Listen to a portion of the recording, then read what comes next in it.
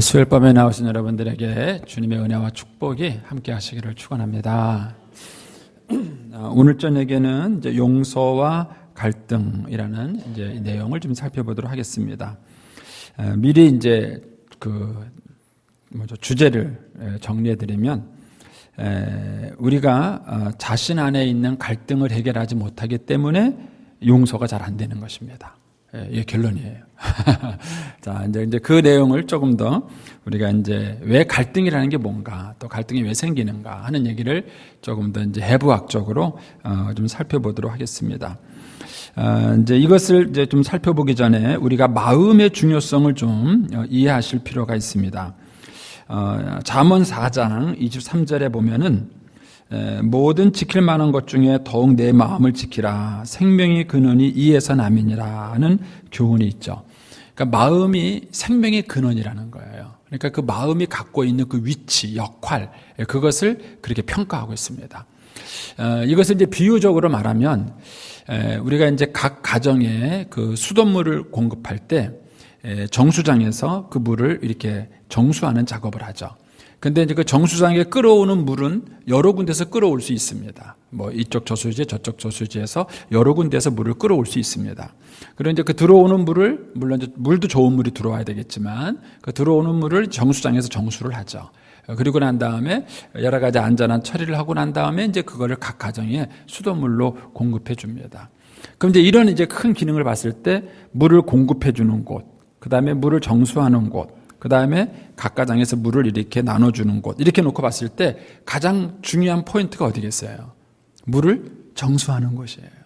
그래서 사실은 이게 아무것도 아닌 것 같아도 이 정수하는 시설이 군사적으로 말하면은 굉장히 중요한 기밀 지역이에요. 여기 함부로 아무나 못 들어가게 합니다. 만약에 여기다가 우리가 독을 타면 어떻게 될까요?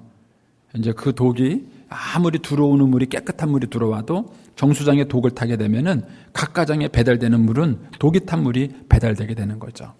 또 반대로 정수장에 들어오는 물, 예를 들어서 그 수원지에 있는 물이 많이 오염이 돼가지고 좀 물이 안 좋아도 그 정수장에서 최대한도로 물을 걸러내죠.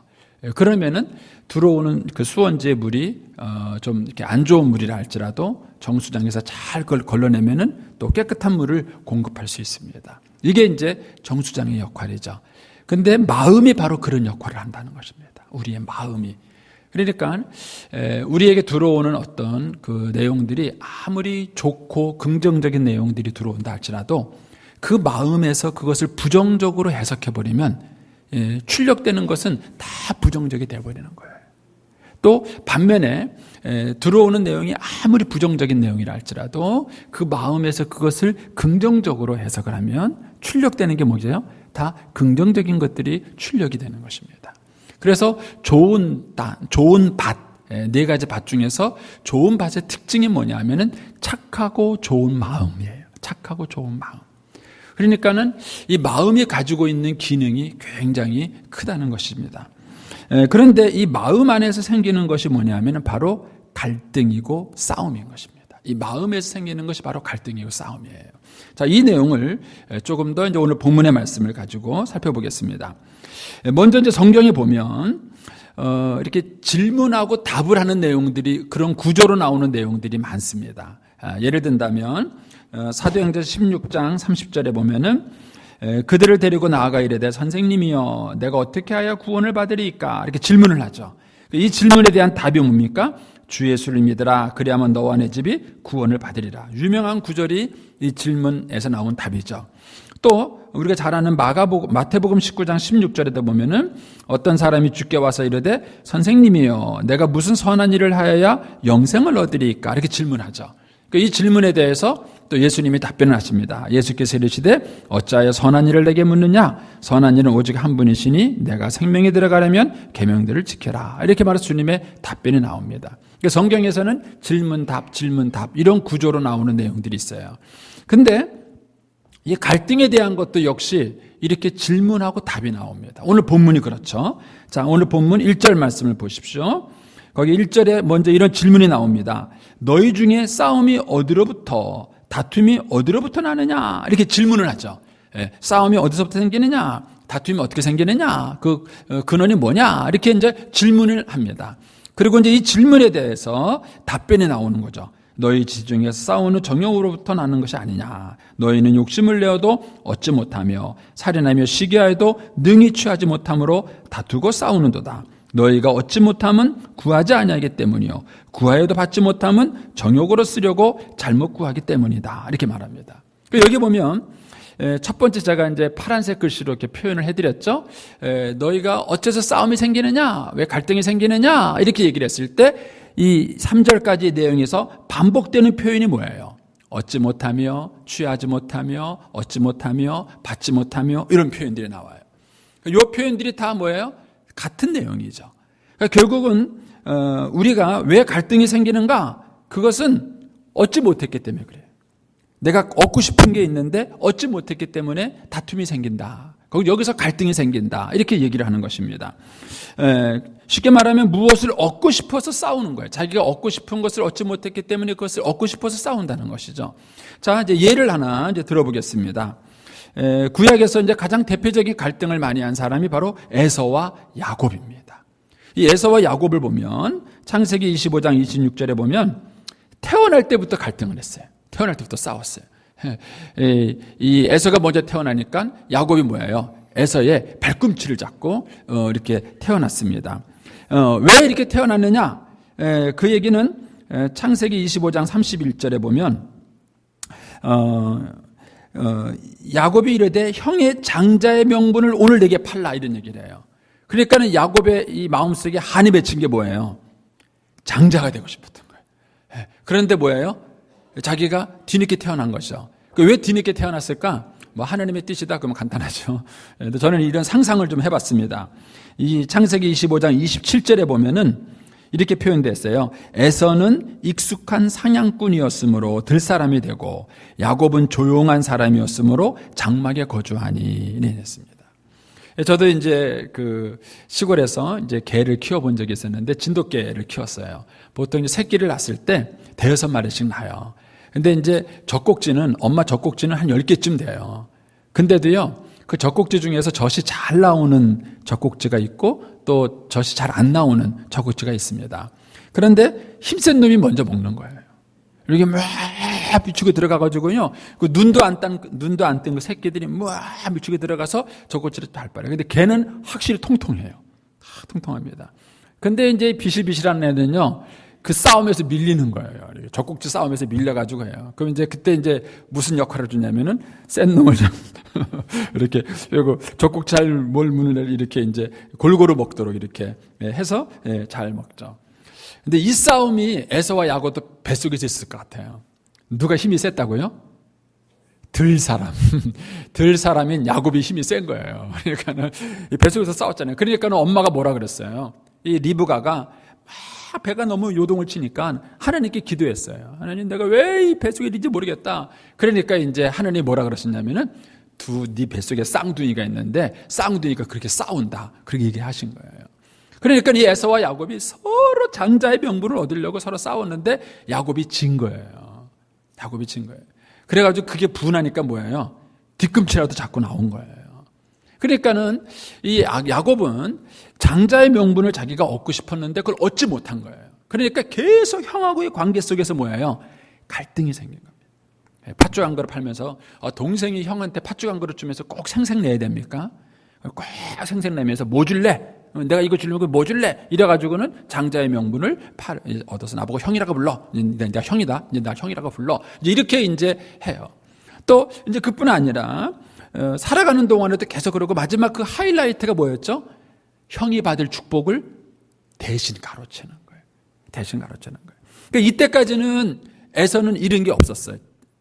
자기는 늘 그랬는데 이 축복을 빼앗기고 나니까 이번에는 에서가 또 잃어버린 자가 된 것입니다. 그래서 창세기 27장 41절에 보면은 그의 아버지가 야곱에게 축복한 그 축복으로 말미암아 에서가 야곱을 미워하여 이런 말입니다. 그 앞에서는 에서가 널널했어요. 왜냐면 자기가 원하는 걸 얻었으니까 너 이 팥죽 먹고 나한테 형이라고 불러. 그래. 알았어. 내 형이라고 부를게. 너 형이라.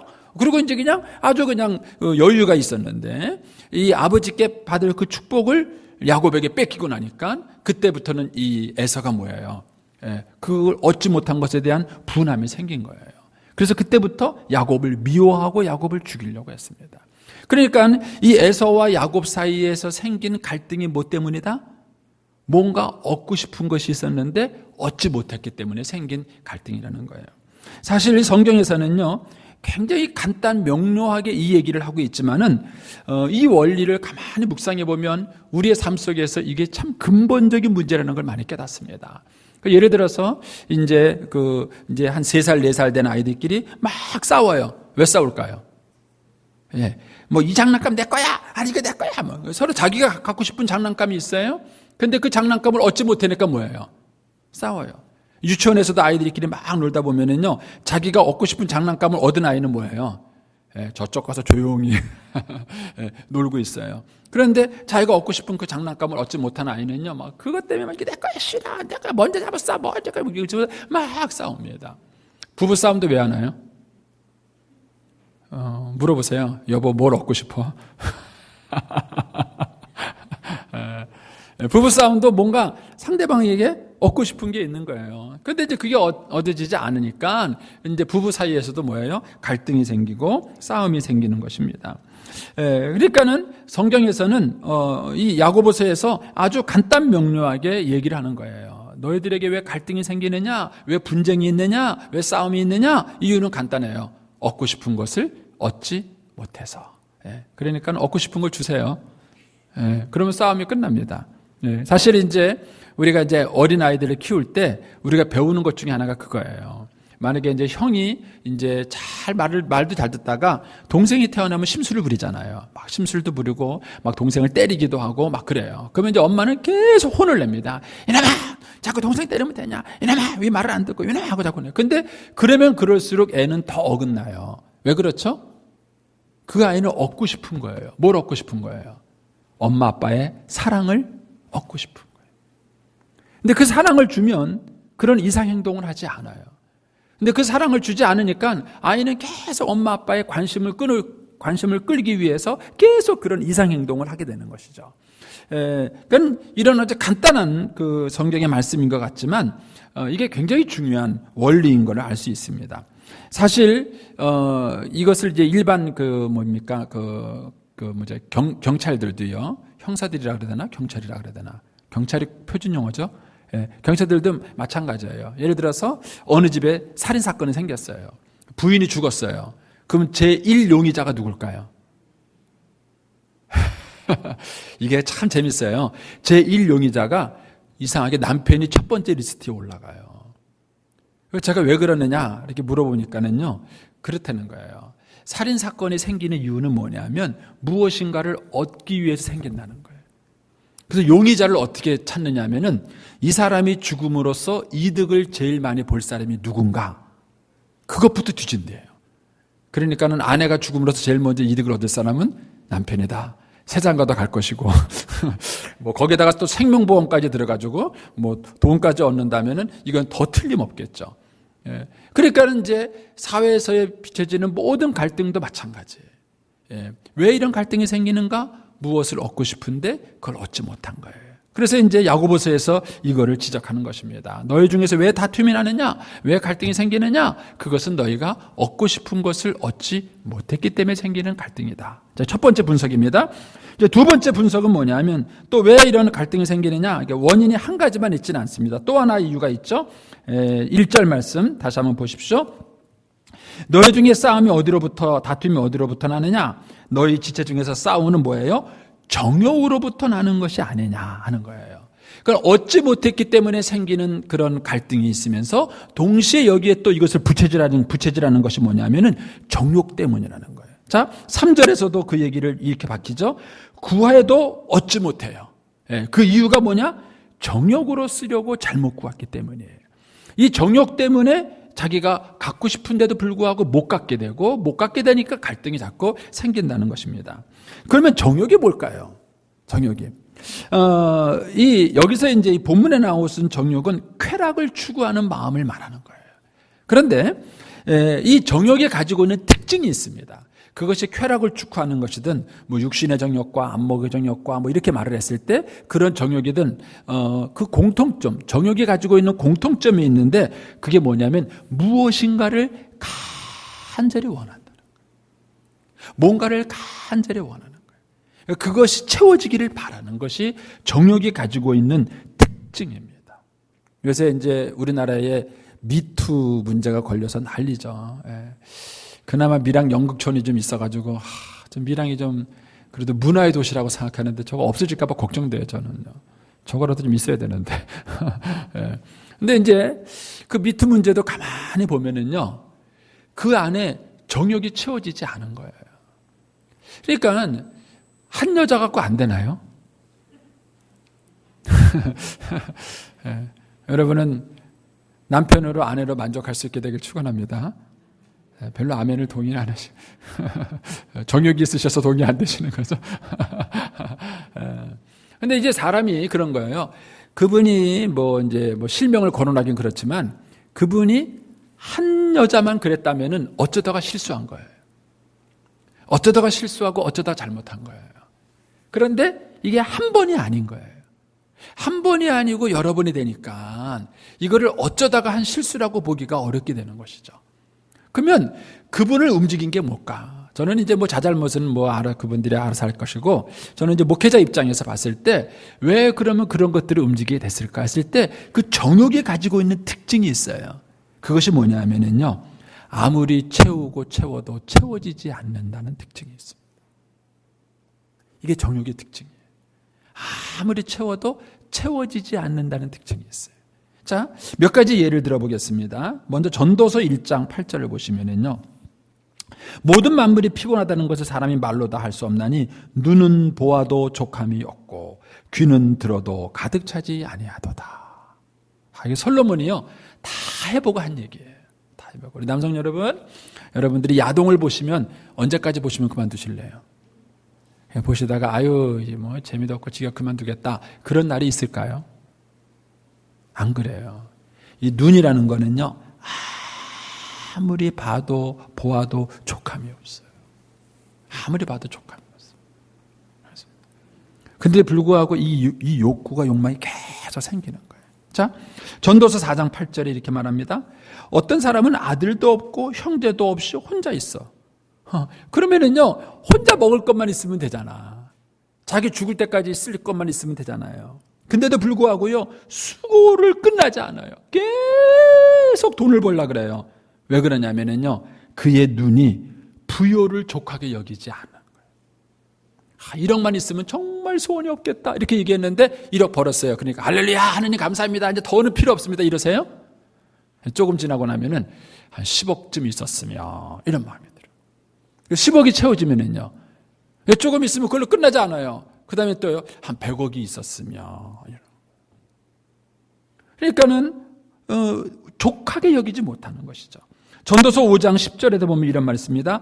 은을 사랑하는 자는 은으로 만족하지 못하고, 풍요를 사랑하는 자는 소득으로 만족하지 못한다. 이게요, 이 정도만 벌면 될 것 같다 생각했는데, 아니에요.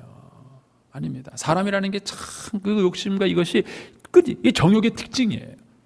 정욕은 밑빠진 독이에요.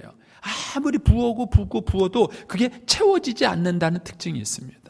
전도서 6장 7절에 드린 말이죠. 사람의 수고는 다 자기의 입을 위함이나 그 식욕은 채울 수 없느니라. 그렇죠? 한참 먹고 나면 배부르죠? 이제 다시는 안 먹을 것 같지만 내일 아침 되면요, 또 배고파요. 또 먹어야 돼. 또 먹고 나요, 배가 불렀어요. 이제 더 이상 안 먹을 것 같다 그러면 한 2시간 지나고 나면 또 배고파요. 이놈의 식욕이요, 채워지지 않아요. 아무리 채우려고 해도 채워지지 않는다는 것입니다. 그래서 이런 말이 있는 거 아세요? 한번 눌러보세요. 예, 그 다음 밀월기. 밀월기가 뭐예요? 밀월이 뭐예요? 밀월? 밀월기를 뭐에 쓰느냐면요, 신혼부부의 달콤한 시기를 밀월이라 그래요. 밀월. 그런데 재밌죠? 달콤할 밀자를 썼는데 밀월기지 밀연기가 아니에요. 무슨 얘기예요? 아무리 달콤함도 한 달이면 가는 거예요. 뭐 젊은 사람들 막 죽고 못 사는 것 같아도요, 1년 달콤하면 안 간다는 거예요. 한 달만 살고 나면은 그 여자가 그놈이에요. 제가 그 말하니까 생각나는데요. 제가 이제 지방회장을 할 때 이제 유럽 연수를 갔어요. 갔다가 이제 영국 들렸다가 프랑스 들렸다가 스위스를 갔어요. 근데 이제 갈 때마다 가이드가 달라져요. 영국 가이드가 달라지고 이제 프랑스 가이드가 달라지고 이제 스위스 가이드가 달라지는데 스위스에 도착하니까 어떤 여자분이 딱 올라오면서 자기소개를 해요. 근데 뭐라고 소개하냐면은 저 밀양댁입니다 이러는 거예요. 그러니까 저하고 아내가 귀가 솔깃한 거예요. 스위스까지 왔는데 밀양댁입니다. 그러니까 막 귀가 솔깃한 거예요. 그래가지고 이제 개인적으로 물어봤어요. 물어보니까 밀양 여자가 맞아요. 교동인가 사셨더라고요. 근데 어떻게 스위스까지 오셨을까는 프랑스 남자를 만나서 결혼했다는 거예요. 자기가 이제 여행 이렇게 왔다 갔다 하다가 프랑스를 만나요. 그러니까는요, 거기 있는 사모님들이 하고 부러워하는 거예요. 프랑스 남자 얼마나 멋있을까? 그렇잖아요. 특히 경상도 보리문둥이. 죄송합니다. 막 이런 묵뚝뚝한 남자들 있는 것보다도 이 프랑스 남자의 그 달콤함이 얼마나, 그 사모님들이 부러운 눈초리로 어떻게 만났어요? 그 남자 이게 막 다른 사모님들이 막 질문을 막 했어요. 그러니까 이제 그분이 몇 가지 답변을 하더니만은 한다는 얘기가 뭐라 그러냐면은, 그런데요, 그놈이에요. 여러분 남편이 최고인 줄 아시기 바랍니다. 별로 아멘 안 하지. 프랑스 남자, 그놈입니다. 자, 어쨌든, 이제 다시 한자를 보여주세요. 참 재밌잖아요. 밀월기. 아무리 달콤해도 한 달을 안 간다는 거예요. 좋은 자동차 얼마 가세요? 여러분들이 갖고 싶었던 좋은 집을 샀어요. 얼마 가세요? 밀월. 한 달이란 한 달. 그 달콤함이 한 달 가면요, 인간의 그 정욕이라는 게 얼마나 강한지 한 달이 지나고 나면 그 달콤함이 사라져요. 그 받아놓은 것이 충족되지 않는다는 거예요. 그래서 그나마 밀일기가 아닌 걸 감사하시기 바랍니다.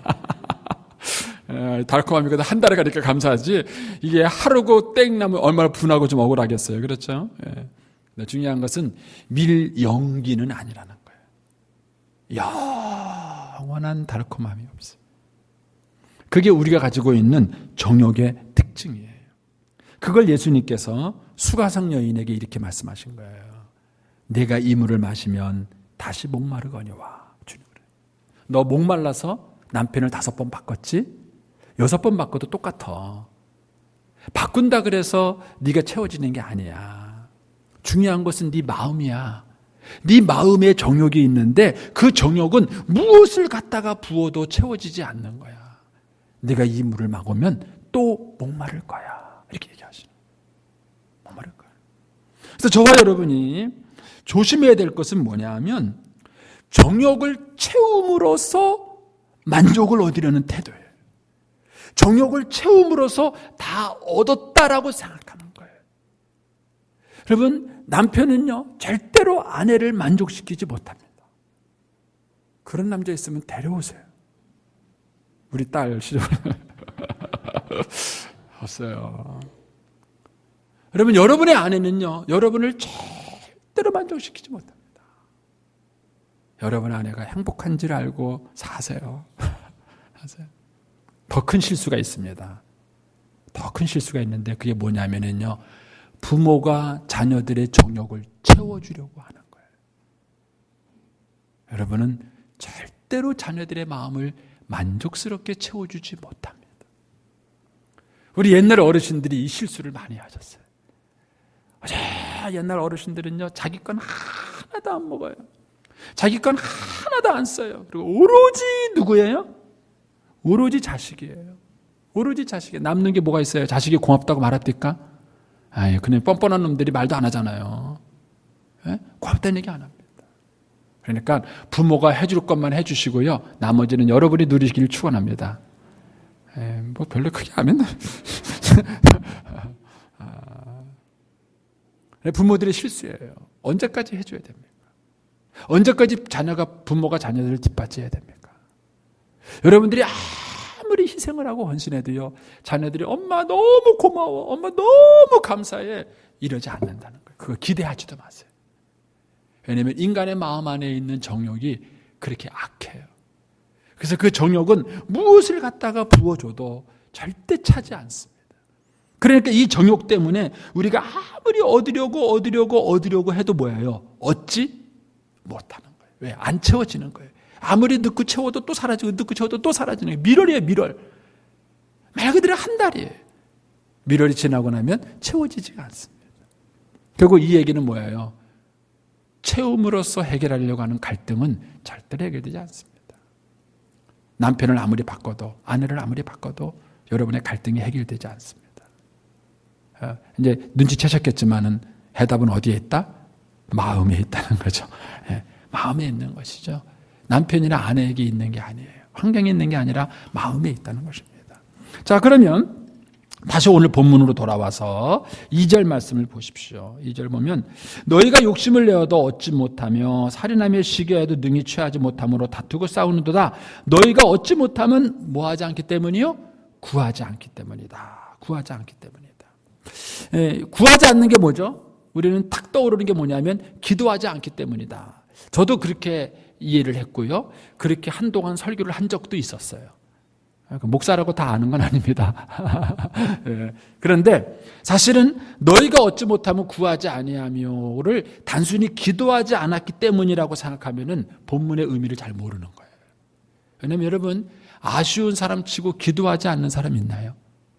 목사 치고 교회 부흥을 원하는 기도 안 하는 분이 있을까요?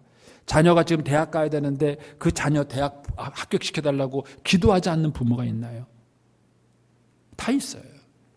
여기서 구하지 않는다는 얘기는요, 단순히 구하지 않는다는 뜻이 아니에요. 자, 예를 들어서 이렇게 생각을 해보겠습니다.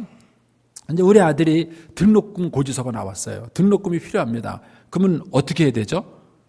저한테 그 고지서를 갖고 와서 아빠 등록금 고지서 나왔어요. 등록금 주세요. 이렇게 말을 해야 되잖아요. 예. 그런데 저한테 얘기 안 하고요. 우리 이웃집에 사시는 곽인숙 권사님한테 가가지고 아줌마 저 등록금 좀 주세요 하고 얘기를 했어요. 얻을 수 있을까요? 못 얻어요. 구하지 않은 게 아니에요. 구했는데 누구한테 구했어요? 구하는 대상이 틀렸기 때문에. 그래서 여기서 너희가 얻지 못하면 구하지 아니하며 라는 이 얘기는 기도를 말하기 이전에 뭘 먼저 말하냐면은 대상을 말하는 거예요. 누구에게 구하는가 하는 것입니다. 여러분, 여러분의 남편에게 구하지 마세요. 여러분의 남편은 여러분을 채워주지 못합니다. 여러분의 아내에게 구하지 마세요. 여러분의 아내는 여러분을 채워주지 못합니다. 사람은 사람을 채우지 못하는 거예요. 인간의 정욕은 인간을 채울 수 있는 게 아니에요. 따라서 우리가 구하려고 했을 때 첫 번째 대상이 누구여야 하냐면은 하나님께 구해야. 저와 여러분이 하나님께 구해야 된다는 이 뜻은 뭐냐면 단순히 하나님 나 이거 채워주세요 이 기도를 했다는 게 아니에요. 그것이 하나님께 구한다는 의미가 아니라 하나님께 구한다는 얘기는 기도하면서도 하나님만이 이거를 채워줄 수 있다는 믿음을 갖는 거예요. 만약 여러분들이 이 믿음을 갖지 않고 기도하고 있다면 여러분은 하나님께 기도하는 게 아니에요. 아무리 기도를 해도 채워지지 않는 것입니다. 그러므로 여러분이 무엇을 구하려고 했을 때 여러분 자신에게 먼저 물어보세요. 나는 이것을 하나님이 채워줄 수 있다고 믿는가? 그래서 예수님이 그 수가성 여인에게 말한 거예요. 내가 이 물을 먹으면 너는 또 목마를 것이다. 하지만 내게 이 말을 하는 내가 누구인지를 안다면, 내가 지금 너한테 이 말을 하고 있는데 그 말을 하는 내가 누구인지 안다면 너는 나한테 구했을 것이다. 남편을 바꾸지 않고 나한테 그렇게 영원히 목마르지 않는 물을 달라고 너가 나한테 구했을 것이다. 예수님이 그렇게 얘기하시는 거예요. 따라서 여러분들이 얻지 못하는 것은 구하지 않기 때문인데 구할 때 저와 여러분이 조심할 것은 뭐냐면 하나님만이 이거를 채워줄 수 있다는 믿음을 가지셔야 돼요. 하나님이 내 이런 부족함과 연약함을 채워줄 수 있다는 믿음을 가지고 여러분들이 기도를 하셔야 하는 것입니다. 그 다음에 이제 그런 마음을 가지고 기도할 때 또 하나 우리가 주의할 게 있다는 거예요. 3절 말씀 보겠습니다. 본문 3절.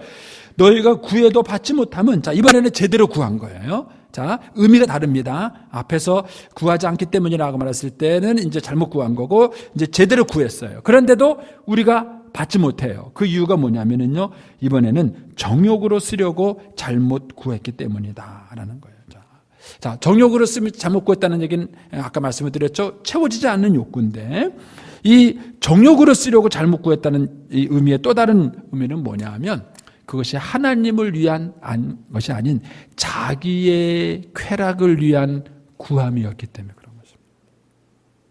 그것은 채워지지 않는다는 것입니다. 따라서 정욕으로 쓰려고 잘못 구했다는 얘기는요, 나의 유익이 아닌 하나님의 유익을 위해서 구하는 거예요. 가장 대표적인 사건이 뭐냐면은 사도 바울이 가시를 없애달라고 기도한 거예요. 가시를 없애달라고. 하나님이 가시를 없애. 사도 바울은 3번이나 기도했다 그래요. 거기서 말하는 3번 기도는 금식하면서 기도한 거예요. 근데 그렇게 기도했을 때 하나님이 뭐라 그랬냐면 됐어. 너한테는 좋게. 이렇게 말씀하시는 거예요. 따라서 저와 여러분이 기도를 하고 구했을 때 그것이 내 이기적인 동기로 구하는 것이 아닌가라는 것을 또 여러분들이 살펴보셔야 합니다. 이러고 난 다음에 이 갈등에 대한 해결책을 주님이 주십니다. 자, 이사야 55장 1절입니다.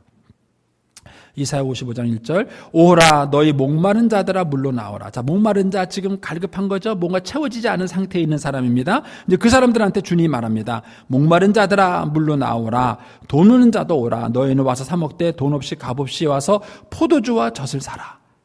이게 올바른 거예요. 근데 뭐가 문제냐면은 너희가 어찌하여 양식 아닌 것을 위하여 은을 달아주며 배부르게 하지 못할 것을 위하여 수고하느냐. 이게 문제예요. 우리가 뭘 구하긴 구하는데 그것이 잘못된 구함. 예를 든다면 수가성 여인은 예수님께 구해야 돼요. 영원히 목마르지 않는 물을 달라고 예수님께 구해야 되는데 수가성 여인은 그동안 뭘로 구한 거예요? 남편을 바꿈으로써 구해본 거예요. 이렇게 해서는 채워지지 않는다는 거예요. 그래서 주님께서 말씀하시는 겁니다. 내게 와서 듣고 배우라. 자, 요 말을 설명하기 전에 예레미야 2장 13절을 보겠습니다. 예레미야 2장 13절. 그 시대의 타락의 원상을 얘기하면서 이렇게 말합니다. 내 백성이 2가지 악을 행하였는데 곧 그들이 생수에 근원되는 나를 버린 것. 이게 실수예요. 하나님께 나와서 하나님의 도움을 구해야 되는데 하나님을 버린 거예요. 2번째 뭡니까? 스스로 웅덩이를 판 거예요. 자기 스스로 샘물을 만들겠다고 스스로 웅덩이를 팠는데 그 물은 뭐예요? 터지는 웅덩이에요. 터지는 웅덩이에요. 따라서 저와 여러분을 근본적으로 충족시켜줄 수 있는 분은 하나님밖에 없습니다. 그런데 하나님께 구하셔야 돼요. 그래서 남편에게 사랑을 구했다가 배신당하고 하나님 억울해요. 왜 그러십니까? 이러면 이제 맨날 억울해요. 예. 그러니까 순서를 바꾸세요. 먼저 하나님께 나와서 하나님의 채움을 받았어요. 예배 가운데, 찬양 가운데 여러분들이 하나님의 채움을 받으면요, 흡족한 채움을 갖고 남편한테 갈아보면요, 남편이 조금만 해줘도 고마워요. 잘 모르셨어요. 예. 순서가 바뀌었다는 거예요. 순서가. 먼저 사람한테 기댔다가 채우지 못해가지고 하나님 이렇게 하지 말고 순서를 바꿔서 먼저 하나님께 구하세요. 먼저 하나님께 구하고 그 다음에 사람에게 기대를 가지세요. 그러면 조금만 충족돼도 굉장히 많이 충족된 것 같아요. 그래서 주님이 이렇게 말씀하신 겁니다. 결국은 누굴 찾으라는 거예요? 너희의 목마름을 해결해 줄 수 있는 사람은 나다. 다시 한번 이사야 55장 2절을 보여주세요.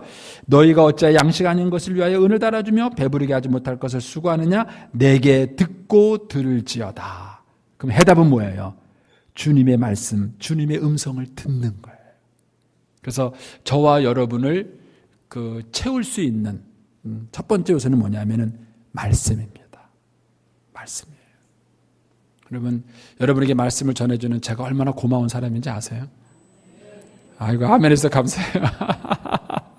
근데 여러분, 세상 사람들은 잘 몰라요.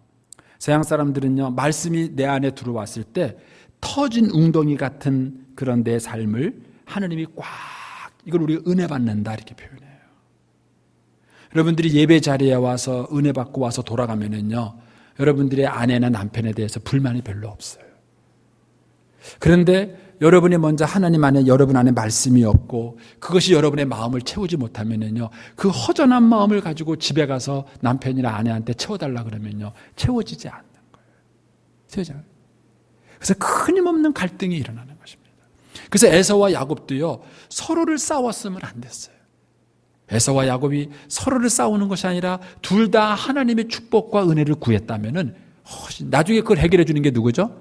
하나님. 야복강가에서 하나님이 그걸 해결하잖아요. 야복강가에서 하나님이 야곱의 환도뼈를 꺾으면서 에서와 야곱이 서로 부둥켜 안고 서로를 충족하게 채워주는 경험을 하게 만들어 주시지 않습니까? 따라서 저와 여러분의 그 마음을 충족시킬 수 있는 첫 번째는 뭐냐면 말씀이에요. 저는 여러분 안에 하나님의 말씀이 충족하게 채워지기 바랍니다.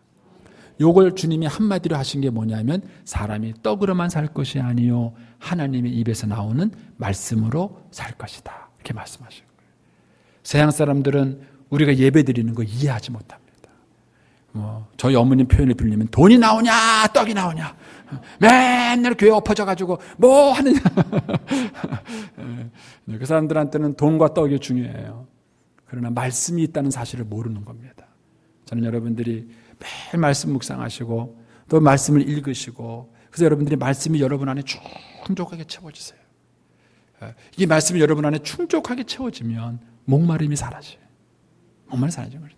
두 번째 주님이 해결하신 답은 뭐냐 하면 요한복음 4장 13절 보겠습니다. 요한복음 43절 예수께서 대답하여 이르시되 이 물을 마시는 자마다 다시 목마르리니와 내가 주는 물을 마시는 자는 영원히 목마르지 아니하리라. 내가 주는 물은 그 속에서 영생하도록 솟아나는 샘물이 되리라. 그런데 이 물이 뭔지를 요한복음 7장에서 주님이 이렇게 설명하세요. 요한복음 7장 37절 명절 끝날 그 큰 날에 예수께서 서서 외쳐 이르시되 누구든지 목마르거든 내게로 와서 마시라. 나를 믿는 자는 성경에 이름과 같이 그 배에서 생수의 강이 흘러나오리라 하시니 이는 그를 믿는 자들이 받을 성령을 가리켜 말씀하신 것이다.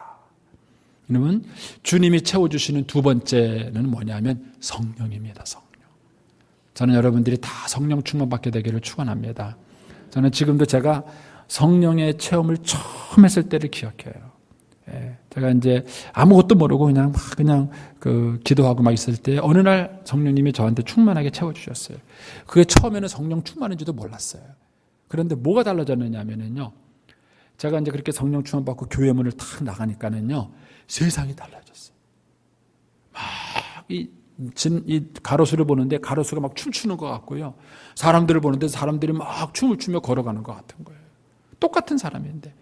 제가 성령 충만 받기 전과 후에 우리 어머님이 달라진 것도 아니고 환경이 달라진 것도 아니고 그렇다고 제가 달라진 것도 아니고 달라진 게 아무것도 없어요. 다 그대로예요. 그런데 제 안에 막 넘치는 기쁨이 생겼어요. 그때 그 기분을 말하라면요. 이걸 뭐라고 표현해야 될까? 여러분하고 저하고 또 이렇게 또 노는 물이 달라서 이렇게 비유를 제가 해요. 제가 그 공부를 할 때요. 공부를 할 때 책상 앞에서 아무리 공부를 해도 공부가 안 될 때가 있어요. 이런 날은 죽을 맛입니다. 10시간씩 앉아서 공부했는데도요. 별로 진도도 없고 이런 날은요. 책상 앞에 일어서 나오면 쭉 찾아가지고 막 기운이 없어요. 그런데 어느 날은요. 공부가 너무 잘 되는 날이 있어요. 한 10가지만 기대했는데 막 한 40가지, 50가지 막 이렇게 능률이 올라갈 때가 있어요. 이런 날은 너무 신나요. 그런데 공부하고 딱 나오잖아요. 그러면 기분이 그렇게 좋아요. 그래가지고 어느 정도 기분이 좋으냐면요. 지나가는 사람이 딱이를 한 대 딱 때려도 할렐루야 이렇게 좋아요. 별로 공감이 안 돼요. 제가 생각을 해봤는데 적당히 다른 얘기나 여러분 한번 생각해 보세요. 이 성령 충만을 받았을 때 그런 거예요.